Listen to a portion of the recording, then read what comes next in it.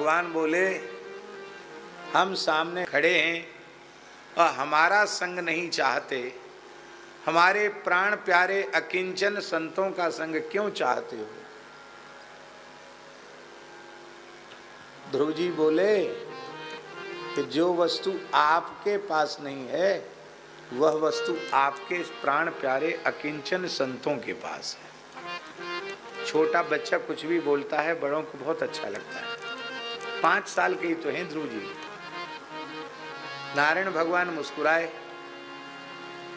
बोले क्या बात है, मैं अनंत कोटि ब्रह्मांड नायक सर्वेश्वर परात्पर परब्रह्म वैकुंठनाथ लक्ष्मीनाथ, मेरे पास किस वस्तु का अभाव है? तो महाराज किसी वस्तु का अभाव नहीं, बात तो सच्ची है, पर आपके पास आपकी कथा का अभाव है। और आपके प्राण प्यारे संतों के पास कुछ भी न हो तो भी आपके प्राण प्यारे भक्तों की कथा है और आपकी कथा है। कथा सुनने से क्या होगा? कहते ये नांजसोल्वण मुरुव्यसनम भवाब्धिम नेस्य पारम यास्य। आपके प्राण प्यारे संत आपकी मंगलमयी कथा का भाव में भर करके जब वर्णन करते हैं तो वो कथा का वर्णन नहीं रह जाता, तो कथा का अमृत झरने लग जाता है। उस कथामृत को कर्ण पुटकों से पी पी करके मैं मतवाला हो जाऊंगा। मतवाला माने जानते हो? पागल। अरे भाई पागल क्यों होना चाहते हो? कहते महाराज पागल होने में बड़ा फायदा है। बोलो भक्तवत्सल भगवान की। भगवद गुण कथामृत पान मत्ता, मतवाला हो।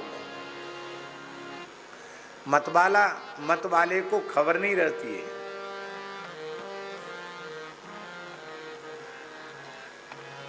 एक घटना सुनाएं आपको, बिहार की घटना है।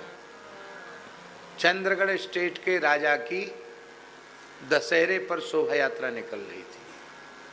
हाथी पर बैठकर बाबू भगवती सिंह हाथी पर बैठकर जा रहे थे। हमारे सुदामा कुटी के बड़े पुजारी जी पूज्य श्री रामचंद्र दास जी महाराज, उनके सामने की घटना है।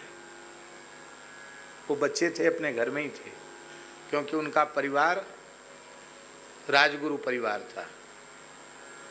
घर का नाम उनका था बड़े पुजारी जी का पंडित नेमि नारायण मिश्र।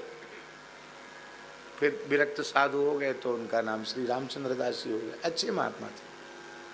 तो वो सुनाते थे, हम उनका पाँव दबाते, भारी शरीर था, तो कुछ कुछ घटनाएं सुनाते थे। वो सुनाते थे कि हम बच्चे थे, हमारे सामने की घटनाएं, भगवती बाबू हाथी पर बैठ के जा रहे और एक क्षत्रिय अफीमची, तो अफीम के नशे में एकदम मस्त था और सामान्य व्यक्ति था महाराज जी। और जब राजा साहब हाथी से दरवाजे से निकले तो वो खड़ा होकर के बोला कड़क आवाज में, हाथी पर बैठकर चलता है, कितने में हाथी बेचेगा? अब इस हाथी पर हम चलेंगे। तो भगवती बाबू हंस गए कि अफीम बोल रही है, अफीम ज़्यादा चढ़ गई है। तो बोले, इशारा किया उन्होंने, तुरंत सिपाहियों ने पकड़ लिया, बंद कर दिया भीतर। दूसरे दिन दरबार लगा। लोगों ने कहा भगवती बाबू से ऐसा सबके सामने बोला कि हे हाथी बेचेगा? अब तू नहीं, मैं बैठूंगा हाथी पर। तो अब रात भर में नशा उतर गया। भगवती बाबू ने कहा कहो हाथी खरीदोगे, कितना पैसा है? उसने कहा हजूर हाथी खरीदने वाला तो रात में ही विदा हो गया, माने नशा उतर गया। अब हम गरीब आदमी हैं, आपके नगर के आपकी प्रजा हैं, आप चाहो हमें दंड दो, चाहो आप क्षमा करो, हम तो बिना अफीम के जी नहीं सकते। राजा साहब ने कहा तुमने सच्ची बात कही, हम तुमको छोड़ते हैं। तो कहने का अर्थ है कि चाहे भांग खा लो और चाहे अफीम घोट के, क्या कहते हैं उसको अफीमचियों की भाषा में, ऐसे घोट घोट करके पीते हैं, छान छान करके, हैं? नहीं, भांग और अफीम ऐसे ही, अफीम को ऐसे गरम जल में घोर करके फिर रुई लगा के रखते, कैसे कैसे अफीम पीने वाले लोग जानते हैं। अब हमारा तो विषय नहीं है तो हम उसका कैसे निरूपण करें, लेकिन जो अफीम कैसे पी जाती उसको जानते होंगे, उनको ठीक से पता होगा। तो कोई भी नशा करने वाला, गंदी चीज का नशा करने वाला भी, और ऐसे रोड पर चलता है कि जैसे धरती का चक्रवर्ती सम्राट वही हो, किसी की कोई परवाह नहीं। तो जब मैं आपका कथामृत पी करके मतवाला हो जाऊंगा तो मुझे शरीर संसार की सुध ही नहीं रहेगी। आपकी अविद्या माया बड़ी प्रबल है, इसकी भी सुध बुध नहीं रहेगी।